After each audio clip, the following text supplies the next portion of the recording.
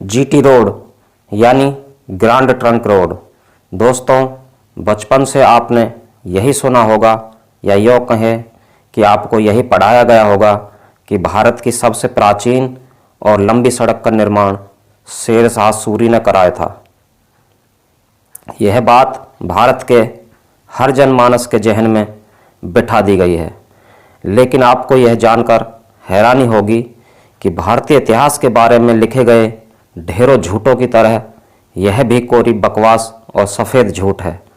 आज के अफगानिस्तान से पाकिस्तान होते हुए दिल्ली, कोलकाता और बांग्लादेश की राजधानी ढाका को जोड़ने वाले इस रोड का अस्तित्व का वर्णन चीनी यात्री फाइयान वैनसांग, यहाँ तक कि मैगस्थनीज ने अपनी प्रसिद्ध पुस्तक मैगस्थनीज की इंडिका में किया है। नमस्कार दोस्तों, स्वागत है आपका बहुजन जर्नी में। तो चलते हैं दोस्तों उस राज से पर्दा उठाने जिसे भारत के तथाकथित इतिहासकारों ने जीटी रोड के असल इतिहास को छुपाने में किया है। ऐसा माना जाता है कि सड़कें और रेल मार्ग देश की उन्नति के लिए वही काम करती है जो मानव शरीर में नाड़ियों का काम होता है। जैसे शरीर के जिस अंग में नाड़ियां बंद हो जाएं यानी ब्लॉक हो जाएं, वह अंग कमज़ोर होकर मर जाता है। ठीक वैसे ही देश के जिस भाग में सड़क या अन्य आवागमन के साधन नहीं होते हैं, वह भाग बाकी देश से पिछड़ जाता है। और यही बात आज से लगभग 3000 साल पहले नंद राजाओं ने भारत के लिए पहचान ली थी। जब बाकी देशों के राजा अपने मकबरे पिरामिड बनवाने में व्यस्त थे, भारतीय मूल के नंद राजाओं ने देश को एक सूत्र में पिरोने वाले शाही राजमार्ग का निर्माण करवाया। उन्होंने सिंध दरिया से लेकर कलकत्ता तक की सड़क बनवाई। तक्षशिला, पेशावर, लाहौर, अमृतसर, अंबाला, दिल्ली, कानपुर, इलाहाबाद, पालीबद्ध होते हुए गंगा दरिया के अंतिम छोर तक यह सड़क बनवाई और इसी सड़क की वजह से भारत सोने की चिड़िया बन पाया। दुख की बात यह है कि हमारी जाति पाति की दुर्भावना के कारण भारत की जीवन रेखा कही जाने वाली जीटी रोड का इतिहास स्कूल कॉलेजों में पढ़ाए जाने वाले इतिहास का कभी विषय वस्तु बनने ही नहीं दिया गया। इतिहास विषय से अच्छी खासी डिग्री प्राप्त कर चुके विद्यार्थी और प्रोफेसर भी इस सवाल के उत्तर से अनभिज्ञ दिखेंगे। खैर, हम उनकी अज्ञानता का या इस प्रश्न के प्रति उनकी उदासीनता पर कुछ नहीं कहना चाहेंगे, क्योंकि ऐसी बातें उनके सिलेबस का हिस्सा ही नहीं रही। उन्हें ऐसा कुछ पढ़ाया ही नहीं जाता।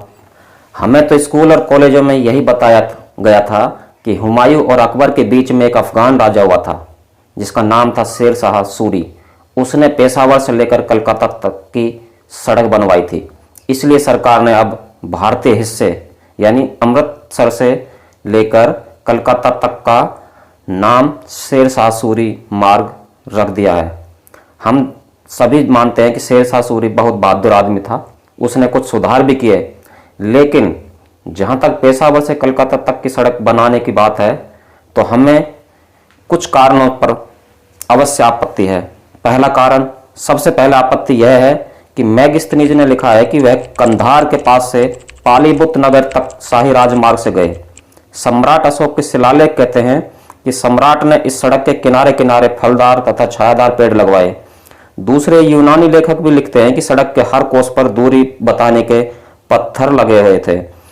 और प्रसिद्ध चीनी यात्री वैनसांग और फाइयान ने इस सड़क पर यात्रा करने का अपनी पुस्तकों में उल्लेख किया है। अब सवाल यह पैदा होता है कि क्या यह सभी लोग झूठ बोल रहे हैं? अगर नहीं, तो वह कंधार से लेकर गंगा दरिया के मुहाने तक जाने वाली सड़क कौन सी थी? बिना शक यह वही सड़क है जिसे राजनीतिक कारणों से शेर शाह सूरी का नाम दिया गया है। दूसरी आपत्ति, शेर शाह सिर्फ 6 साल यानी कि 1539 से 1546 तक सत्ता में रहा। आज जब हम 21वीं सदी में रह रहे हैं, हमारे पास सड़क बनाने के अत्यधिक विकसित साधन हैं, तो भी यह लगभग 3000 किलोमीटर लंबी सड़क 6 साल बनाने में सामर्थ्य नहीं रखते। उस जमाने में जब केवल मजदूर काम किया करते थे तथा साल में 5 महीने यह इलाका बाढ़ में डूबा रहता था, यह दावा करना कि उसने इतने कम समय में सड़क बनवा दी अपने आप में ही एक सोचने वाली बात है। और तीसरी आपत्ति है, शेर शाह इन 6 सालों से भी लड़ाइयाँ करता रहा। जब वह मरा तब भी कलिंजर के किले पर कब्जा करता हुआ मारा गया था। ऐसे आदमी के लिए इन कामों पर ध्यान देना संभव ही नहीं था। मैगस्थनीज ने अपनी पुस्तक में इस संबंध में पालीबुत नाम का सफ़र इस शाही मार्ग पर किए जाने की बात सत्य लिखी है। यह तथ्य इस बात का द्योतक है कि उनके भारत आने से पहले ही यह शाही मार्ग अर्थात वर्तमान राष्ट्रीय राजमार्ग संख्या 1 व 2 बनाए जा चुके थे। सम्राट अशोक ने इसी राजमार्ग के दोनों ओर छायादार तथा फलदार वृक्ष लगवाए थे तथा हर आधे कोस लगभग 2 किलोमीटर पर एक कुआं खुदवाया था। जैसे इस सड़क के नामकरण में धोखाधड़ी की गई है, वैसे ही भारत के इतिहास में हर पग पर धोखा दिया गया है। हमें शायद अंग्रेजों का धन्यवादी होना चाहिए कि उन्होंने इस संबंध में कोई बेईमानी नहीं की और इस शाही राजमार्ग को किसी अंग्रेज सम्राट द्वारा बनाया घोषित नहीं किया। तो दोस्तों, वीडियो में दी जानकारी अगर अच्छी लगी तो लाइक और शेयर करें, चैनल को सब्सक्राइब करें और बेल आइकन को दबाना न भूलें।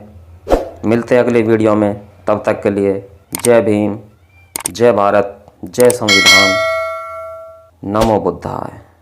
धन्यवाद।